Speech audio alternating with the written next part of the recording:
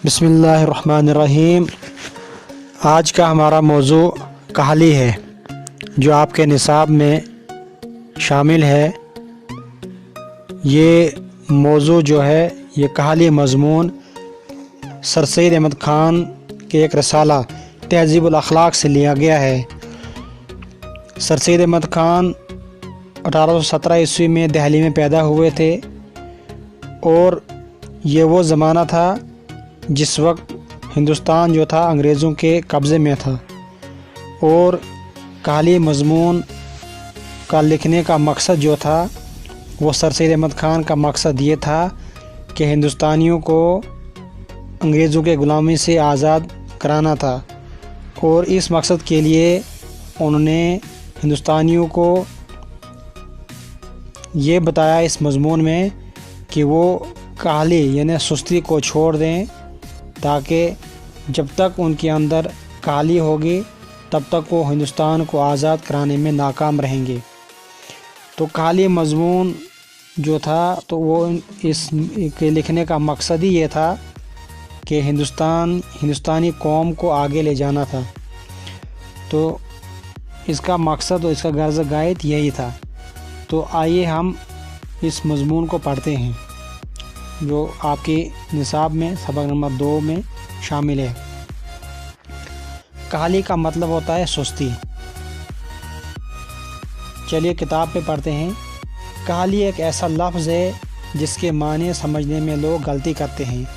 लोग ये समझते हैं कि पाँव से मेहनत न करना, कामकाज मेहनत मजदूरी में चुस्ती न करना, उठने बैठने चलने में सुस्ती करना कहाली है, मगर ये ख्याल नहीं करते कि दिल्ली कौवा को बेकार छोड़ना सबसे बड़ी कहाली है। यानी सर सैयद अहमद ख़ान लिखते हैं कि सिर्फ मेहनत न करना, कामकाज न करना, मेहनत मजदूरी में चुस्ती न करना, उठने बैठने चलने में सुस्ती करना कहाली है। बल्कि ये कहाली नहीं, बल्कि अपने दिल्ली कौवा, अपने दिल की क़ुव्वत को, अपने अंदर की जो बेदारी है उसको बेकार छोड़ देना ही सबसे बड़ी कहाली है। दूसरे पैराग्राफ में लिखते हैं, हाथ पाँवों की मेहनत औकात बसर करने और रोटी कमा कर खाने के लिए नहायत ज़रूरी है। और रोटी पैदा करना और पेट भरना एक ऐसी चीज़ है कि बमजबूरी इसके लिए मेहनत की जाती है और हाथ पाँवों की कहाली छोड़ी जाती है।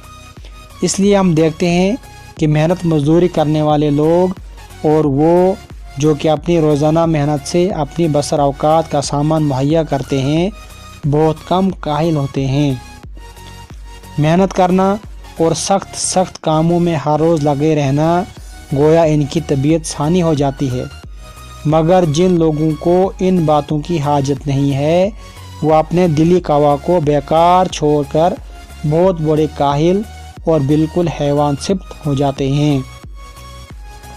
इस पैराग्राफ में सर सैयद अहमद ख़ान क्या फरमाते हैं कि सिर्फ हाथ पाँवों की मेहनत औकात बसर करने के लिए, रोटी कमाकर खाने के लिए निहायत ज़रूरी है।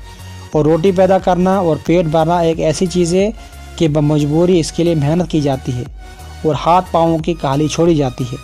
इसलिए हम देखते हैं कि मेहनत मजदूरी करने वाले लोग और वो जो कि अपनी रोज़ाना मेहनत से अपनी बसर औकात का सामान मुहैया करते हैं बहुत कम काहिल होते हैं। ठीक, मेहनत करना और सख्त कामों में हर रोज़ लगे रहना गोया इनकी तबीयत सानी हो जाती है। यानी हर वक्त मेहनत करना और मुश्किल कामों में हर रोज़ लगे रहना इनकी तबीयत क्या होती है, इससे इनकी तबीयत ठीक हो जाती है। निहायत तबीयत सानी होता है दूसरी, सानी मीन दोम। तो और जिन लोगों को इन बातों की हाजत नहीं है वो अपने दिली कौवा को बेकार छोड़कर बड़े काहिल और बिल्कुल हैवान सिफ्त हो जाते हैं। यानी जिन लोगों के अंदर जो लोग अपने अंदर मेहनत और सख्त काम करने की आदत नहीं डालते हैं तो वो क्या हो जाते हैं, वो अपने दिली कौवा को बेकार छोड़ देते हैं। इससे क्या हो जाता है, एक तो वो काहिल हो जाते हैं और वो हैवान सिफ्त हो जाते हैं। हैवान सिफ्त मीन्स कि जो हैवान जो होते हैं, जानवर जो होते हैं वो मेहनत नहीं करते हैं। तो इस तरह अगर इंसान भी अपने दिली कौवा को बेकार छोड़ दे تو وہ بھی ایک قسم کا جانوری صفت ہی ہو جاتا ہے، وہ ایک قسم کا جانور انسان بن جاتا ہے، اس کے اندر انسان کی صفت نہیں رہتی۔ تیسرے پیراگراف میں سر سید احمد خان لکھتے ہیں، یہ سچ ہے کہ لوگ پڑھتے ہیں اور پڑھنے میں ترقی بھی کرتے ہیں، اور ہزار پڑھے لکھوں میں سے شاید ایک کو ایسا موقع ملتا ہوگا کہ اپنی تعلیم کو اور اپنی عقل کو ضرورتاً کام میں نہ لاوے۔ لیکن اگر انسان ان عارضی ضرورتوں کا منتظر رہے اور اپنے دلی قوا کو بیکار ڈال دے تو نہایت سخت کاہل اور وحشی ہو جاتا ہے۔ انسان بھی مثل اور حیوانوں کے ایک حیوان ہے، اور جب تک کہ اس کے دلی قوا کی تحریک سست ہو جاتی ہے اور کام میں نہیں لائی جاتی تو وہ اپنی حیوانی خصلت میں پڑ جاتا ہے۔ پس ہر ایک انسان پر لازم ہے کہ اپنی اندرونی قوا کو زندہ رکھنے کی کوشش میں رہے اور ان کو بیکار نہ چھوڑے۔ کیا کہتے ہیں سر سید احمد خان کہ یہ سچ ہے کہ لوگ پڑھتے ہیں اور پڑھنے میں ترقی بھی کرتے ہیں، اور ہزاروں پڑھے لکھوں میں سے شاید ایک کو ایسا موقع ملتا ہوگا کہ اپنی تعلیم کو اور اپنی عقل کو ضرورتاً کام میں لاوے۔ یعنی پڑھتے بہت سے لوگ ہیں، سب پڑھتے ہیں، سب پڑھنے میں ترقی کرتے ہیں، لیکن کچھ لوگ ہوتے ہیں، بہت کم لوگ ہوتے ہیں جو اپنی عقل کو، اپنی تعلیم کو، اپنی عقل کو ضرورتاً کام میں لاتا ہے، ضرورت کے مطابق کام میں لاتے ہیں۔ لیکن اگر انسان ان عارضی ضرورتوں کا منتظر ہے اور اپنی دلی قوا کو بیکار چھوڑ دے اور تو وہ نہایت سخت کاہل اور وحشی ہو جاتا ہے۔ یعنی انسان جو ہے عارضی، جو مختصر سی ضرورتیں ہوتی ہیں انسان کے لیے، ان کا ہی منتظر رہے، ان کا ہی انتظار کرے اور اپنے اندرونی طاقت کو بیکار چھوڑ دے تو وہ انسان بھی کیا ہو جاتا ہے، سخت کاہل ہو جاتا ہے، اور وہ بھی انسان وحشی ہو جاتا ہے۔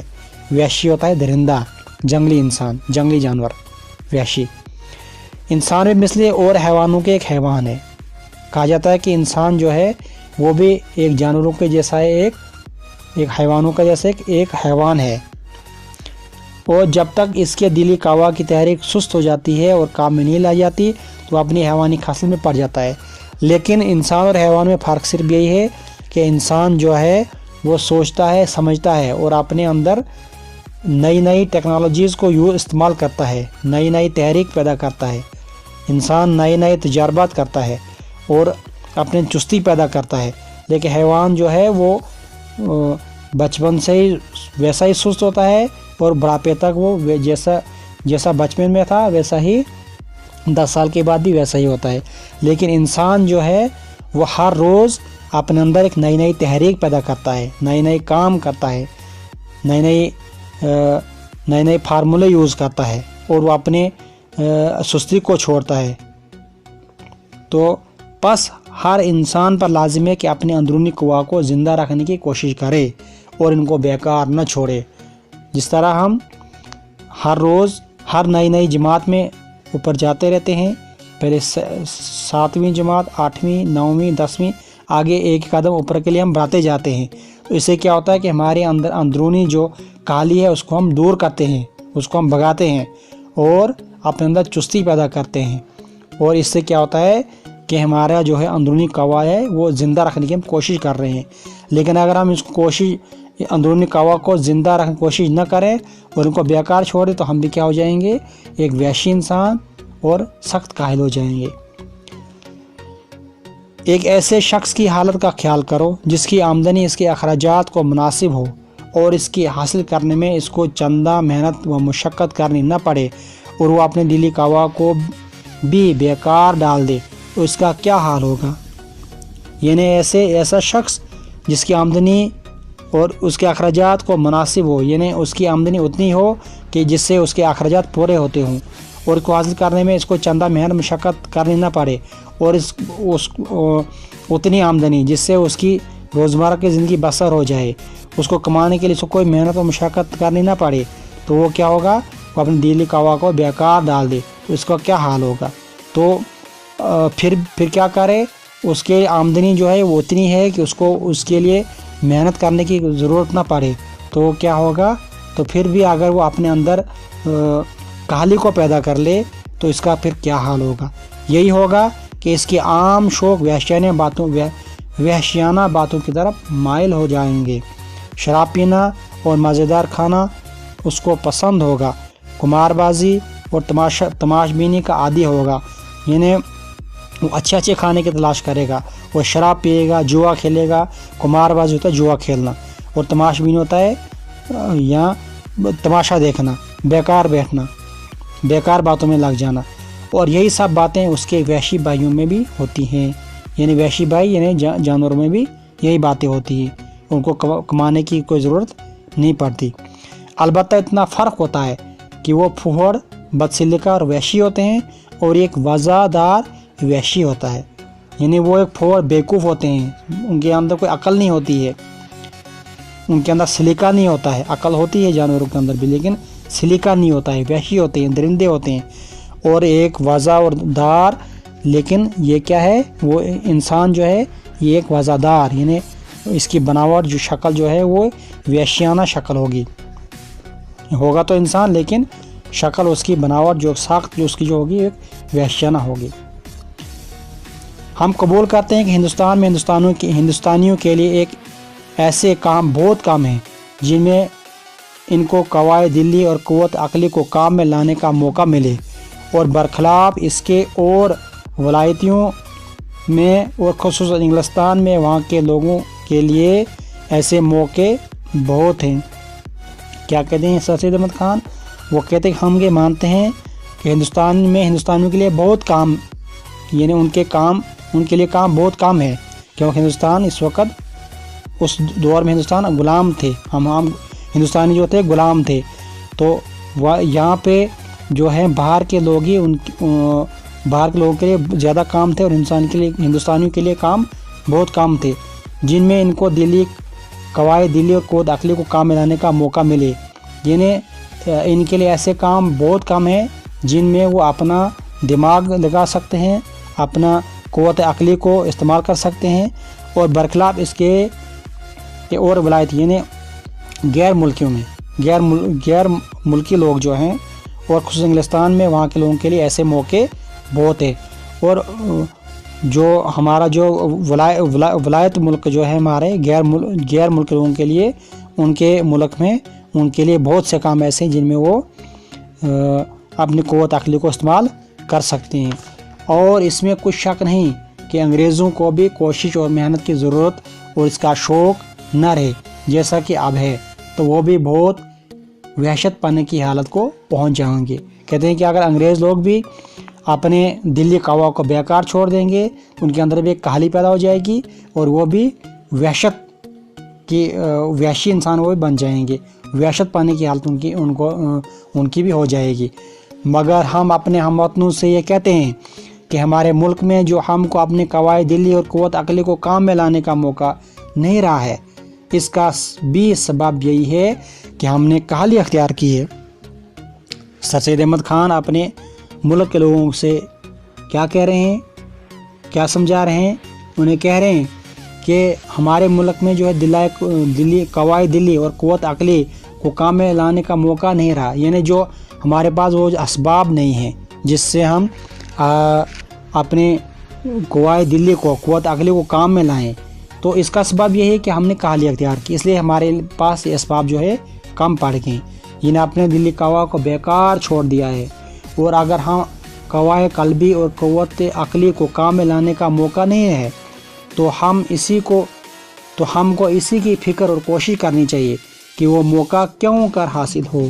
سر سید احمد خان کہتے ہیں کہ اگر ہمارے پاس قواعد قلبی اور قوت عقلی کو کام میں لانے کا موقع نہیں ہے، یعنی قواعد قلبی مینس ارادہ، پکا ارادے کی قوت، اور قوت عقلی اور قوت کو، اپنی طاقت کو، اپنی عقل کو استعمال کرنے کا موقع اگر ہمارے پاس نہیں ہے، تو ہم کو اسی کی فکر و کوشش کرنی چاہیے کہ وہ موقع کیوں کر حاصل نہیں ہے۔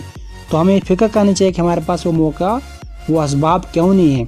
اگر اس کو حاصل کرنے میں ہمارا کچھ قصور ہے تو اسی کی فکر اور کوشش کرنی چاہیے کہ وہ قصور کیوں کر رفع ہو۔ غرض کہ ہر کسی شخص کے دل کو بیکار پڑا رہنا نہیں چاہیے۔ किसी न किसी बात की फ़िक्र और कोशिश में मसरूफ़ रहना लाजिम है ताकि हमको अपनी तमाम ज़रूरियात के अंजाम करने की फ़िक्र और मुस्तैदी रहे, यानी चुस्ती रहे। और जब तक हमारी कौम से खाली यानी दिल का बेकार पड़ा रहना न छूटेगा, इस वक्त तक हमको अपनी कौम की बेहतरी की तवक्का कुछ नहीं है। सर सैयद अहमद ख़ान कहते हैं कि जब तक हमारी कौम इसका पक्का इरादा करे कि हम अपने दिल को बेकार नहीं छोड़ेंगे, हम कहाली को अपने पास फड़कने नहीं देंगे, तब तक हमारी कौम कभी भी तरक्की नहीं कर सकती है। निहायत हकीमाना कौल है कि क्या कौल है हकीमाना, बेकार मबाश कुछ किया कर, गर कर न सके तो कुछ कहा कर। क्या सर सैयद अहमद ख़ान क्या कह रहे हैं कि किसी हकीम का कौल है कि बेकार मबाश कुछ किया कर, कि ये इंसान कभी भी बेकार मत रहे, कुछ न कुछ काम किया कर। तो बेकार है तो बेकार नहीं रहना है, कोई ना कोई काम ज़रूर करना है। गर कर न सके तो कुछ कहा कर, अगर तेरे पास कोई काम नहीं है, अगर तो कुछ काम न कर सके तो कुछ न कुछ कहा कर, कोई ना कोई बात किया कर। ये सर सैयद अहमद ख़ान का मज़मून कहाली था। तो इसको हमने ये पूरा पढ़ा। अब इसके आगे कुछ सवालात भी हैं। सर सैयद अहमद ख़ान के ख्याल में सबसे बड़ी कहाली क्या है? कौन से लोग बहुत कम काहिल होते हैं? इंसान किस हालत में काहिल और बिल्कुल हैवान सिफ्त हो जाता है? अगर इंसान अपनी दिली कवाओं को बेकार डाल दे तो इसका क्या हाल होगा? हमारी कौम की हालत किस तरह बेहतर हो सकती है? तो ये हमने सब इसी में पढ़ा। अगर आप इन सबक को अच्छी तरह से वीडियो को देखा तो आपको इन सवालों के जवाब आपको मिल गए होंगे। तो अगर मैं आपसे गुजारिश करना चाहता हूँ कि अगर आपने मेरे इस चैनल को सब्सक्राइब नहीं किया है तो मेरे चैनल को सब्सक्राइब कर लें और साथ में बेल आइकन को क्लिक करके नोटिफिकेशन को ऑन कर लें, ताकि जब भी मैं अपनी वीडियो इसमें अपलोड करूं तो सबसे पहले नोटिफिकेशन आपको मिलती रहे। तो वीडियो देखने के लिए बहुत बहुत शुक्रिया। खुदा